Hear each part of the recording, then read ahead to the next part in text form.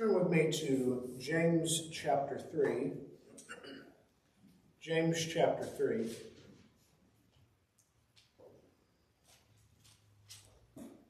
In chapter 1 of James, verse 5, he says, "If any of you lacks wisdom, let him ask of God, who gives to all generously and without reproach, and it will be given to him." And this is a verse that I've kind of gone back and forth on for a long time about exactly what James means by that, or what exactly he's describing. And I don't know. That's kind of where I've landed on it. I don't know whether he's describing, if you truly desire to pursue wisdom, biblical wisdom, you're going to receive it, or if he's saying that in your prayer, if you ask for it, you'll get extra wisdom on top of, your natural. I don't know. I really don't. But in James chapter 3, he gives a pretty clear outline of what wisdom, what godly wisdom looks like, and how we can possess that kind of wisdom. And of course, I generally assume that any one of us, if I asked you, would you like to be full of godly wisdom? I would expect an enthusiastic yes, right? I wouldn't expect you to say, no, I would rather be foolish. I don't think you're going to say that, right? So this is something that we're all interested in cultivating. We all want to be full of wisdom, but it's very abstract, isn't it? Well, not the way James describes it. He doesn't describe it as something that's abstract and hard to get at. He describes it as basically the result of your relationships with other people. There's more to it than that, but that's a lot of what wisdom entails, is how you interact with other people, especially in the exchange of information or in your relationships with one another. James chapter 3, verses 13 through 18 is our section tonight. James 3, 13 through 18. "Who among you is wise and understanding? Let him show by his good conduct his works in the gentleness of wisdom. But if you have bitter jealousy and selfish ambition in your heart, do not be arrogant and so lie against the truth. This wisdom is not coming down from above. It is earthly, natural, and demonic. For where jealousy and selfish ambition exist, there is disorder and every evil practice. But the wisdom from above is first pure, then peaceable, considerate, submissive, full of mercy and good fruits, without doubting, without hypocrisy. And the fruit of righteousness is sown in peace by those who make peace." I've mentioned before that the book of James pulls heavily from the Sermon on the Mount. It has a close relationship with the Sermon on the Mount. A lot of the phrases and concepts that James uses are the same things that Jesus talked about in the Sermon on the Mount. They're not in the same order, but he uses a lot of those same expressions. And just like the Sermon on the Mount presents righteousness as something very concrete, not necessarily something easy to achieve, but something that's within our grasp. Okay, this is something that we can fathom. It isn't beyond our comprehension. It's something tangible. Well, that's exactly what James is doing here, but he's applying those same things specifically to the realm of wisdom.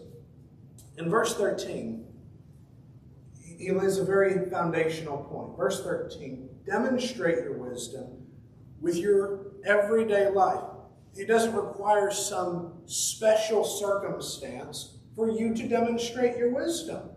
We usually think of, if we think of wise men in the Bible or wise moments in the Bible, at least the one that comes to my mind is shortly after Solomon is granted his wisdom from God, and the two women come in, right, with the baby, and they're like, oh, we don't know whose baby this is. I mean, obviously they know whose baby it is. Neither one of them is confused by that. But they're like, we don't know whose baby this is. Can you decide for us? And there's this whole scene. And it's this big deal. Well, it doesn't take a big deal like that. It doesn't take some monumental decision for you to express wisdom or demonstrate it. It's something that shows up in your everyday conduct. Let him show by his good conduct, the way you live. The word for conduct here is like a habit, right? It's something that you keep coming back to. It's your pattern of life is maybe what we would say today.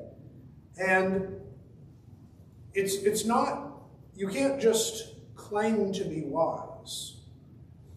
I see sometimes online, because the internet is full of very foolish people who pretend to be very wise people. I see people who they talk about all of their qualifications, and you can see right through it. You read it and you think, I think these are all made up. This doesn't sound like this person has any real credentials. And then they start talking, and it shows even more. And you see the way they treat people, and it shows even more. Well, you can claim to be wise, you can claim to have understanding all day long, but James' point here is that the way you prove that is by living loudly. Jesus says something similar in Luke chapter 14, verses 8 through 11. In that passage, he's talking to his disciples. They're at this dinner event, and they're observing how people are seating themselves, and Jesus gives this instruction to his disciples. Instead of seating yourself in this prominent position, sit yourself in the lowest position. And if you are worthy, then someone is going to come along and they're going to exalt you to the position that you should have. James speaks along those same lines in chapter 4, verse 10, and he says, humble yourselves in the presence of the Lord, and he will exalt you. If you're truly wise, people are going to notice. You're not going to have to announce it to anyone. They're going to notice by the way that you carry yourself and the way you live. Wisdom is just, like I said, this ethereal concept where you're able to make better decisions than everybody else. But it displays in your decision to live a godly life and to do good deeds. And that is a form of wisdom, even though that's not what we usually think of. It also displays in a consistent life. If the only wise thing Solomon ever said was that decision with those two women, we wouldn't look at him and say, this is one of the wisest men in all the earth. We'd say, wow, that was a really weird way to make that decision. I wouldn't have thought of a sword, but I guess whatever works for you. But we wouldn't call him this great wise man. We recognize his wisdom because he displays it consistently. We read through the Proverbs. We read his journey in the book of Ecclesiastes. We read of all the other things which he says and he does in his national policies and his economic policies. And we see the fruits, the results of his wisdom. Well, if we're going to be wise, it doesn't do us much good to be wise once. That doesn't make us a wise person. No one's going to consider us wise in that perspective. In John chapter 15, verse 4, Jesus tells the disciples, abide in me and I will abide in you. We want to have this reciprocal relationship with God, something that is consistent. We want God to dwell with us, not just show up once and then disappear from our lives. It doesn't do us any good to be holy and righteous and wise on Sunday from about 9 a.m. to 7 p.m. and then the rest of the week live like moronic fools. That does not help us in any way.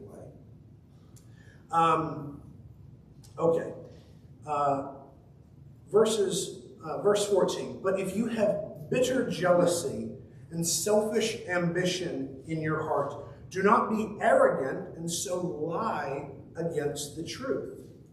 This wisdom is not from above, but is earthly, natural, and demonic. Where selfish jealousy and selfish ambition exist, there is disorder or confusion and every evil practice. James contrasts two types of wisdom. A wisdom which is from above, that is, from God, and a wisdom which is from below, or that is demonic. Now, he's not saying that there's actual demons coming into your life that are giving you this secret wisdom. That's not what he means when he says this wisdom is demonic. He means that it's possible for a person to be very intelligent. It's possible for a person to make what seem to be very good decisions from a worldly perspective, and yet they have no wisdom from God. That's totally possible. In James chapter 3, the main thing he's talking about is who is going to lead, who it is that's going to teach in the churches that he's writing to. He opens and says, don't let many of you become teachers, because teachers have a stricter judgment. Why? Because the things you teach are going to have an effect on people. You're going to be judged not just for how you live your lives, but for what you have imparted to others and what you have caused others to believe and how you've influenced other people to act. So the people we want teaching are those who are wise. What he's describing here is not just how to be wise, but particularly who do we want teaching? We want those who are wise, who fit this kind of a description. So you might have someone who comes along and they seem very intelligent and they a real brainiac, but they're not a godly person. You look at their lives and you see this person has one side of them that's very intelligent, but they're not godly. They're not righteous. And James is saying that the wisdom that you may see in them is not the kind that's meaningful for leadership in the church, not the kind that's meaningful for teaching God's people. It's a wisdom that is from beneath. Anyway, in verses 14 through 16, you'll see this concept repeated. In verse 14, he says, selfish ambition, and then again in verse 16, he is reminding these Christians that godly wisdom is humble. It's humble. It's not about self-promotion, or, I like this word, I try to use it as often as I get a chance. Self-aggrandizement. Now I can't even say it. Aggrandizement. There you go. Clearly I need to use it more so I can pronounce it better. Self-aggrandizement. It's not about lifting oneself up into this prominent position so that people notice you. Just like Jesus said about the dinner table and arranging yourself so you're in the best position. That's not what biblical wisdom is about. Biblical wisdom is about humility. Instead of this selfish ambition trying to see how I can get ahead, it's about humility. It's not about jealousy and this competition. And, well, I want to be the one who's leading. I want to be the one who's teaching and who's in charge so that I get noticed and people like my ideas. That's not what it's about. And this is a real temptation. This is a real hard thing. And I'm happy to confess, well, I don't know about happy, but I think it's important to confess that these are things which I struggle with, that I have to think about, especially since I'm kind of in this permanent role as teacher. And it's very easy for these temptations to leak in, right? Anytime you're in a teaching or a leadership position, it's very easy to start thinking in terms of what are people going to think? How are people going to react? Are people going to like what I say? Are they going to like how I said it? And you want the truth to reach people's hearts. That's not what James is talking about. He's talking about something more sinister than that. He calls for us to be meek. At the end of verse 13, he actually uses this phrase, the gentleness of wisdom. Your translation may actually have the meekness of wisdom there, and that's a little bit better. Meekness and humility are essential qualities in wisdom. I think you can tell a lot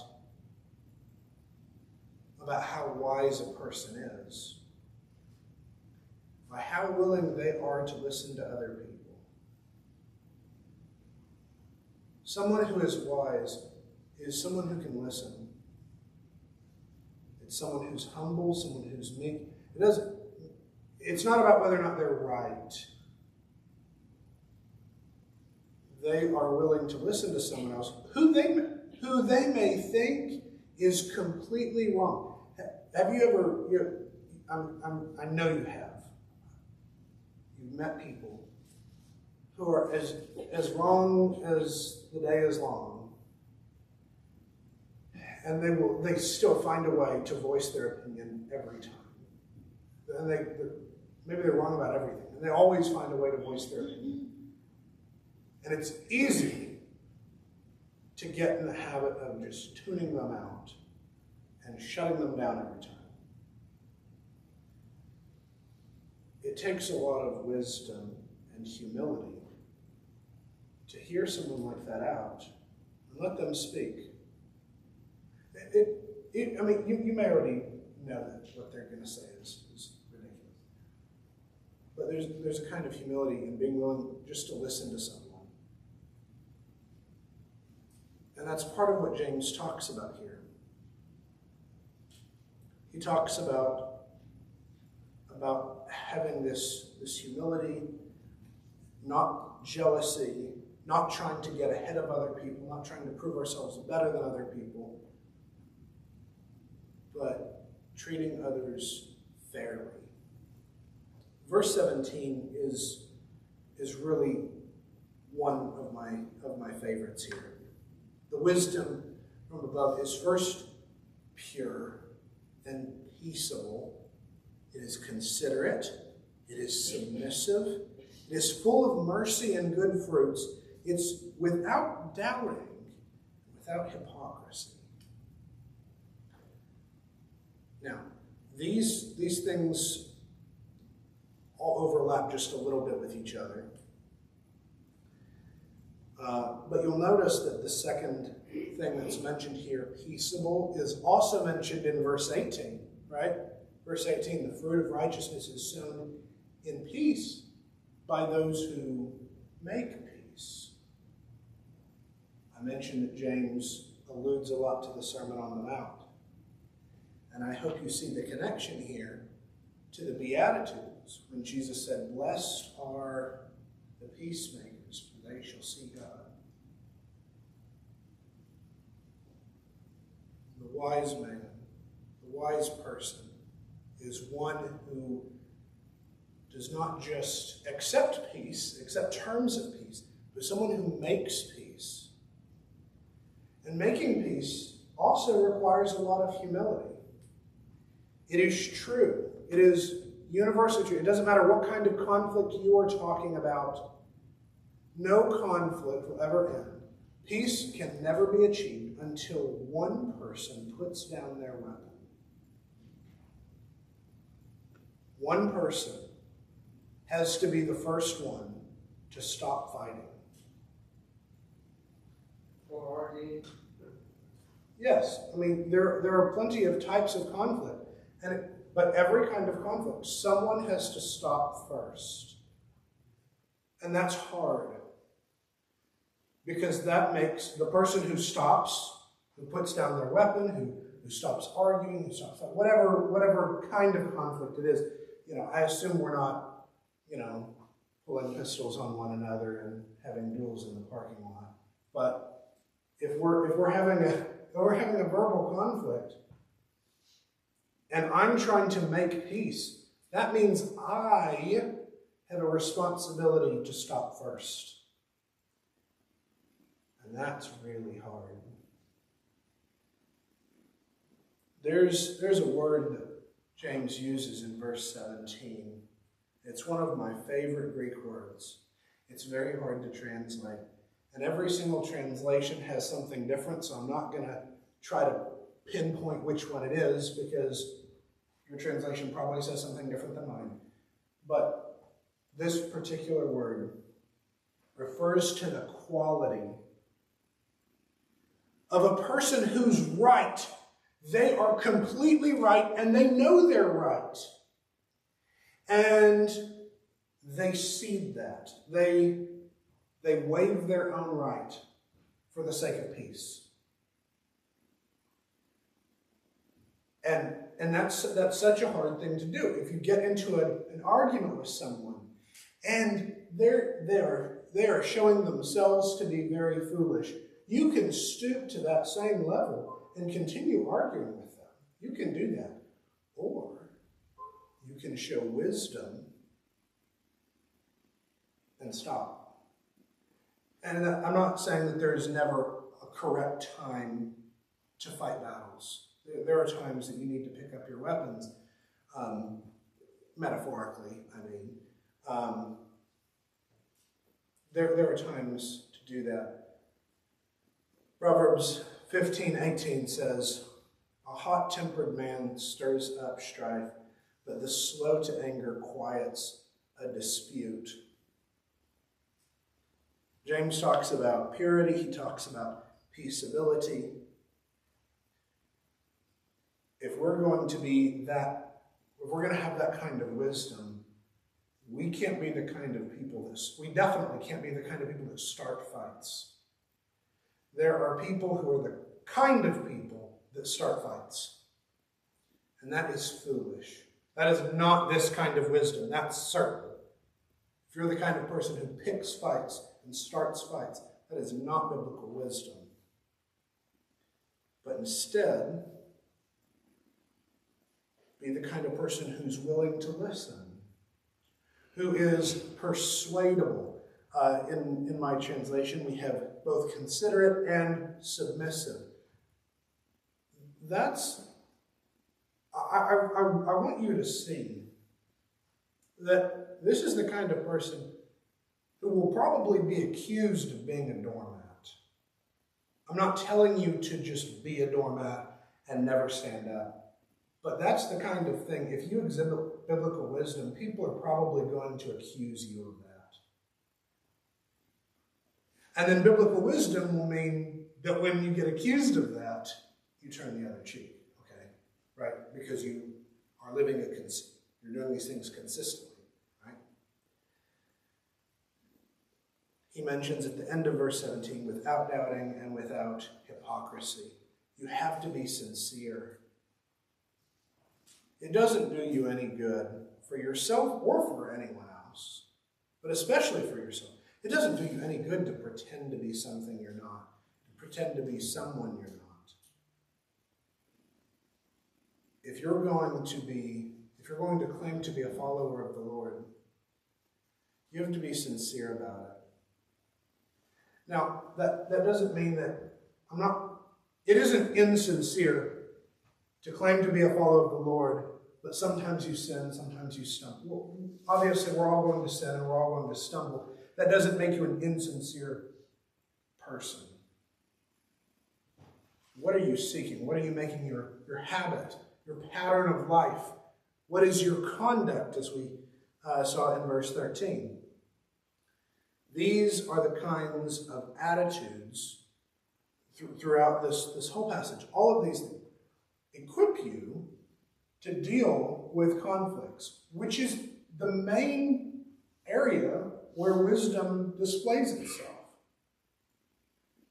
If I ask you to think, when someone you know exhibited wisdom in a way that was very significant to you, or you think in Scripture of times when someone demonstrated great wisdom, all of those times are times of conflict, some kind of conflict.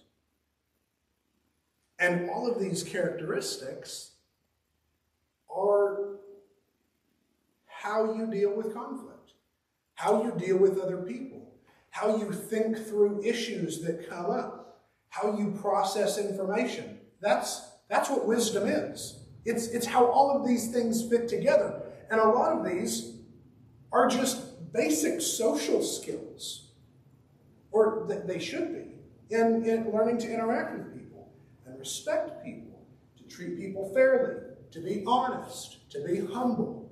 All of these things come together, and we describe them as a totality. We describe it as wisdom when we see how they fit together and how they play out in someone's life.